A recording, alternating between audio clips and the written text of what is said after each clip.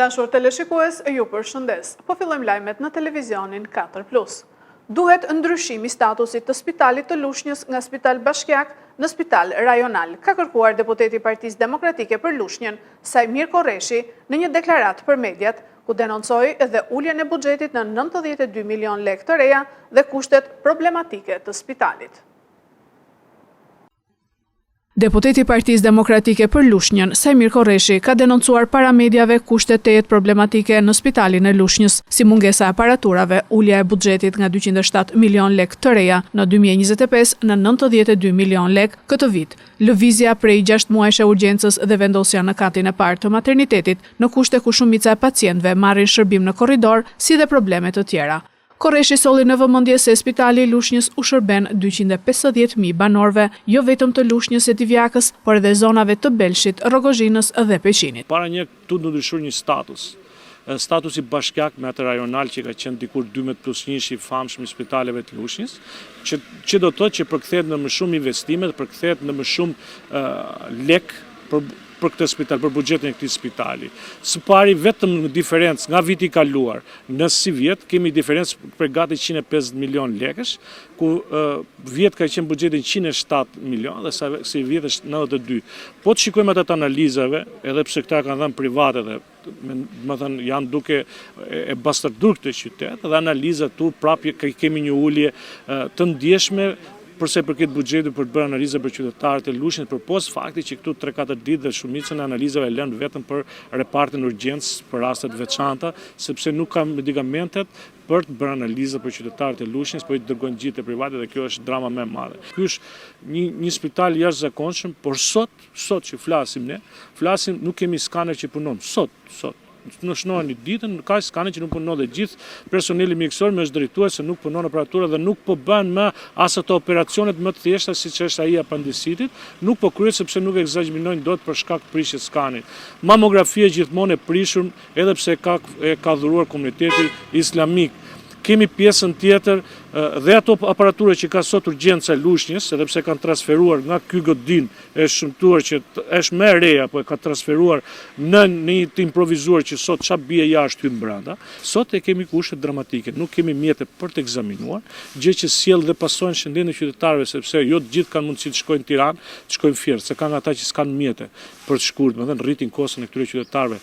Deputeti Sajmir Korreshi ftoi gjithë deputetët e Lushnjës të vinë të shohin problemet. Gjithashtu vuri në dukje se zgjidhja e vetme është ndryshimi i statusit të spitalit nga spital bashkiak në spital rajonal. Thirrje nga ministres, kolegëve të mi deputet majt ngrem gjithë zërin, sepse Lushnja meriton një përfaqësim dinjitoz, një spital dinjitoz ku gjithë qytetarët të marrin dhe shërbim, po të kenë dhe cilësi, përveç se unë duhet të përgëzoj stafin mjekësor realisht, me qenë sinqert, sepse i pret në këto kushte barbare dhe mbajt ndonjëherë dhe përgjegjësitë për më tepër se ç'i takon, sepse nuk ka me çfarë ekzaminuar dhe gjithë njerëzit përballen dhe me stafin mjekësor.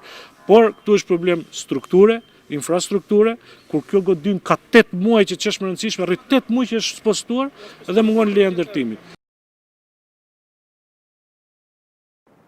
Një ngjarje e rëndë ka ndodhur mbrëmjen e djeshme në spitalin e Lushnjës. Punojësi oksigjenit të këtij spitali është arrestuar nga policia pasi u konfrontua dhe goditi mjekun e urgjencës. Goditet mjeku i urgjencës në spitalin e Lushnjës mbrëmjen e së njëjtës, sipas njoftimit të policisë. Policia këtë mëngjes ka kryer veprimet e para hetimore dhe ka marrë në komisariat agresorin e mjekut. Sipas policisë, Altinalla, që përveç se punonjës i repartit të oksigjenit është bashkëshort i kardiologes së spitalit të Lushnjës, është konfrontuar me mjekun e urgjencës Doris Sholla për shkaqe banale. Dje për një rast urgjence, mjeku i urgjencës ka thirrur mjeken kardiologe. Bashkëshorti i kardiologes, Altinalla, ka shkuar në urgjencë dhe ka debatuar me mjekun se pse e thërret gjithmonë për rastet e urgjencës. Debati është mbyllur me sharje dhe ofendime. Kur mjeku i urgjencës pas punës ka dalë për tek mjeti i tij, është dhunuar nga Altinalla dhe kanë ndërhyrë qytetarët dhe mjekët për t'i ndarë. Sot në mëngjes policia ka kryer veprimet dhe ka arrestuar Altinallën. Gjithashtu ka marrë dëshmitë e personave që kanë qenë prezent kur kanë debatuar, si dhe kamerat e sigurisë së spitalit për të kompletuar hetimin. Mjeku Doris Sholla nuk është prononcuar. Ai është mjekuar nga kolegët në reanimacion dhe ndodhet në banesë. Banorët e fshatit Daullas në Fier protestojnë për amortizimin e rrugës që po u vështirëson jetesën dhe kërkojnë rikonstruksionin e saj. 10 banorë të fshatit Daullas në bashkinë Fier kanë protestuar ditën e sotme për rrugët e amortizuara, të cilat nuk kanë njohur asnjë investim prej dekadash, duke u kthyer në shqetësimin më madhor të përditshmërisë së tyre. Gjithashtu edhe automjetet pësojnë defekte të vazhdueshme për shkak të gropave dhe terrenit të amortizuar. Të indinjuarat apohojnë se 200 familje jetojnë mes baltës e gropave të mëdha, ndonse janë taksapagues të rregullt. Cop, tash sa vite që jam unë këtu që jetoj këtu, unë jemi cop. Mo vjen ujtë nga lagja parë më futën në portim, unë çdo mëngjes me fshes me leck, pastaj u borin tim. Ne nuk kemi bashkë me një shtet këtu që një rrugë shtrohet e një nuk shtrohet. Ne na vjen turp na shohë kush vjen kush nga Tirana, si kemi njerëz në Tiranë, shikojnë rrugë tona këtu s'futen dot. Vjen çunat nga Belgjika, i lanë makinë të rrugës se s'vin këtu. A është turpi Zotit, më. Në 2026 tjetë katastrofë rruga. 2026 mos kemi çfarë rrugë vemi në shtëpi. Ne nuk dalim nga shtëpia, nga ujë nga gjitha. Mund të shikoni poseta, shikoj se janë me poseta. Shikoj posetat, e ujët e zeza komplet, është turp ta marrë vesh një, nuk e di. I kam thënë kryplakut fshatit, e kam ngritur këtë moment ka thënë kryplakut fshatit. E kam ngritur, po çu shikoj ngritur valla, po merr din. S'kam çfarë bëjmë thot kryplakut fshatit, po ku do vetë ngojmë? Komuna, jo po komuna s'kemi gjendorën, ku do vëm? Nëse ku do vëm? Unë jam banor këtu, jam dhe emigrant, punoj dhe jashtë në Gjermani. Rruga është bere pa kalueshme, këtu nuk kalon dot me vetur. Ne kur vim që andej në vend të marrim ndonjë makinë të mirë që të vim këtu të lëvizim, unë kam ardhur me fugon se më njoftuan komshin që rruga është e pa kalueshme. Nuk mund të kalojmë. Banorët thonë se shqetësimet i kanë adresuar disa herë, jo vetëm pranë bashkisë, por edhe tek ish-njësia administrative, madje edhe tek kandidatët për deputet dhe për kryetar bashkie gjatë fushatave elektorale, por deri më sot kanë marrë vetëm premtime boshe dhe asnjë zgjidhje konkrete në terren. Taksat po i paguajmë shtetit. Këta ta po i paguajmë. Unë sakat, si këto sakat e ki. Unë rëzanesh atë ngerim posuit, se me zoti mu qoma. Sa ju dëmton juve në përditshmërinë tuaj? Mu, si pensionist jam, të pak të 100.000 lekë çdo muaj mik vetëm e pa një makine. Se son hecë kam, dal me makinë. 100.000 lekë këta, ja, me shashar. Çdo muaj i hadreshi, jo gumina, jo goba, jo pashtazes. Mu, si pensionist. Jeni ankuar ju për këtë situatë? 20 herë. Kam shku në komunë, kam shku në bashkie. Vim sot e vim nesër. Do vinë të bend, taksa paguan, tëra që janë në rregull, asgjë nuk është bërë dhe se kur do bëhen këto gjëra nuk e di. Përballë kësaj situate, ata apelojnë për investime në zonën e tyre, teksa theksojnë se është e papranueshme që duke qenë vetëm 1 kilometër larg qytetit të jenë lënë tërësisht në harresën e investimeve.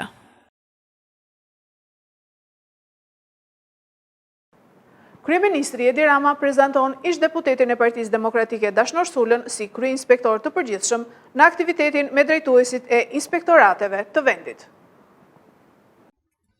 Kryeministri Edi Rama dhe Ministri e Ekonomisë dhe Inovacionit Delina Ibrahimaj ishin të pranishëm sot në aktivitetin me kryeinspektorin e përgjithshëm dhe drejtuesit e inspektorateve të vendit për fazën e re të reformës së sistemit të inspektimeve.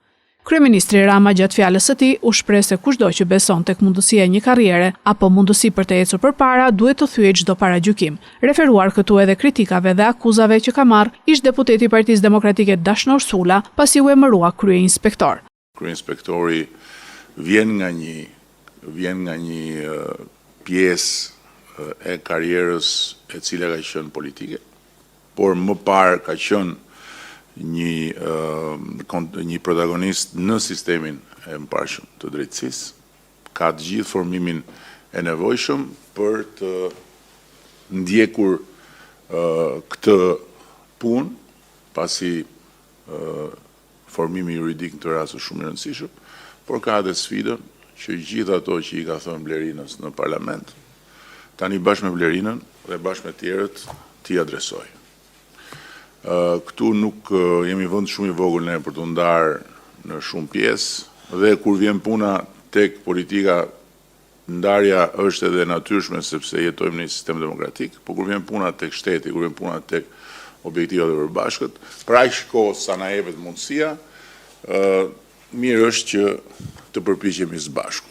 Tani, kjo është në një farë mënyrë edhe një lloj sfide personale, se dhe mua nuk më ka kursyer zotëria kur kam qenë në parlament, tani ta shohim se si i bën gjërat për cilat nuk na kalojnë gjë pa thënë ne, që nuk i bënim ashtu si duhet. Në mbledhje, kryeinspektori Dashnor Sula tha se ndihej i vlerësuar për emërimin që kishte marrë, ku pas konkurimit kishte dalë pari. Ndërkohë sipas tij, partia ku ai kishte kontribuar për 20 vite e kishte nxjerrë në rrugë. Kam pranuar këtë sfidë sepse ju vlerësoj maksimalisht për vizionin që ju keni. Ndoshta është e pamundur dhe pa imagjinueshme që një demokrat për 20 vitesh politik në një llogore tjetër që ju e thatë me të drejtë, kritikuar, gjujtur me gur shtëpisë apo qeverisë tuaj, por diferenca qëndron në një moment të cilë është thelbësor dhe nuk kam turp ta them që aty ku unë kam kontribuar, kam dhënë për 20 vite, kam fituar gara të pamagjinueshme, gjithmonë personale, po flasim, dhe garën e fundit që deli pari dhe të hedhi në rrugë, tek qeveria jote, mora kurajen, mora guximin, konkurova, dola i pari dhe vlerësohem. Dhe kjo